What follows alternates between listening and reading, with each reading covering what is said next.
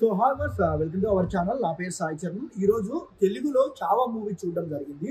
So Chhaava movie గురించి మనం మాట్లాడుకోవాలంటే విక్కీ కౌశల్ గారికి హ్యాట్స్ ఆఫ్. మన ఛత్రపతి శివాజీ వాళ్ళ కొడుకు సంభాజీ మహారాజ్ ఆ క్యారెక్టర్ని విక్కీ కౌశల్ అయితే జీవించాడు అనుకోవచ్చు. అసలు క్లైమాక్స్లో వచ్చే సీను, ఎందుకంటే నేను తెలుగులో కూడా చూశాను కాబట్టి చెప్తున్నా, క్లైమాక్స్లో వచ్చే 20 నిమిషాలు మాత్రం గూస్ బంప్స్, రోమాలు నిక్కపరుచుకుంటాయి. అసలు విక్కీ కౌశల్ గారు సార్ సూపర్ సార్, మీరు ఎంత బాగా చేసినారంటే యాక్టింగ్. అసలు నిజంగానే నాకు సంభాజీ మహారాజ్ విక్కీ కౌశల్ గారు అయితే అనిపించారు. రష్మిక మందన్ గారు అసలు ఆవిడ కూడా ఏ సినిమా పట్టుకున్న బంగారం అయిపోతుంది. డైరెక్టర్ గారు కూడా చాలా చక్కగా చేశారు. సో ఇక్కడ మాట్లాడాల్సిన విషయం ఏంటంటే గీత ఆర్ట్స్.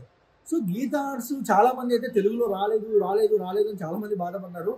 ఎవరు రిలీజ్ చేస్తారా, ఎంత దమ్మున్న ప్రొడ్యూసర్, మంచి ప్రొడ్యూసర్ ఎవరా నేను వెయిట్ చేశాను. గీత ఆర్ట్స్ సార్ అల్లు అరవింద్ గారు నిరూపించుకున్నారు.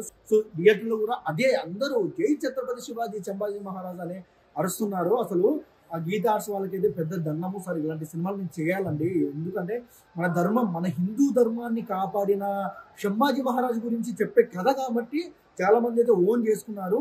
సో మాకు కూడా చాలా బాగా అనిపించింది. సో ఆడియన్స్ ఒకటే మాట చెప్తాం, సెల్లో చూడొద్దండి అండ్ టీవీలో అసలు చూడొద్దండి, పైరసీని అసలు ఎంకరేజ్ చేయొద్దండి. థియేటర్, ప్రతి ఒక్కరు థియేటర్కి వెళ్ళి, పిల్లోళ్ళు కానివ్వచ్చు, పెద్దోళ్ళు కానివ్వచ్చు, ఛత్రపతి శివాజీ మహారాజ్ కొడుకు సంభాజీ మహారాజ్ గురించి ఆయన కథ తెలియాలి.